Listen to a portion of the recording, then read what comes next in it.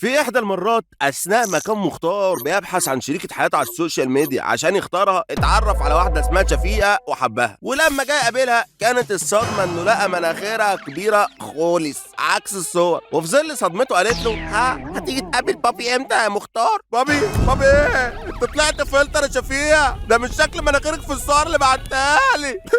امال لو عرفت بقى اني مش بتنفس منها بشكل طبيعي كمان. طب بص هقول لك، ايه رايك بدل ما تجيب لي شبكه هات لي جوهره من عند دكتور حسام، جواهر جلان. والله فكره مش بطاله، يلا بينا. ايه ده؟ بصي حلوه ازاي، انا بجد عقده حياتي انتهت خلاص. ازيك يا دكتور؟ لو سمحت كنت عاوزه جوهره من عينينا. طبعا انا هات لك جوهره مناسبه لملامح وشك عشان تفرحي بيها. حتى شوفي ايه ده بالسهوله دي. ايوه يا فندم، العمليات عندنا بتتم بسهوله عشان بنستخدم جهاز البيزو، وده بيساعدنا نعمل تجميل للانف بدون الم وباقل تورم. طب لو سمحت يا دكتور، احنا بقى ايه عايزين الجوهره دي؟ تحت امرك يا فندم، ساعتين بس والجوهره تكون جاهزه. ايه ده مفيش اي ورم خالص كده، احنا نبدا نجهز الخطوبه على طول. يا جوهره الخطوبه عقبالنا كل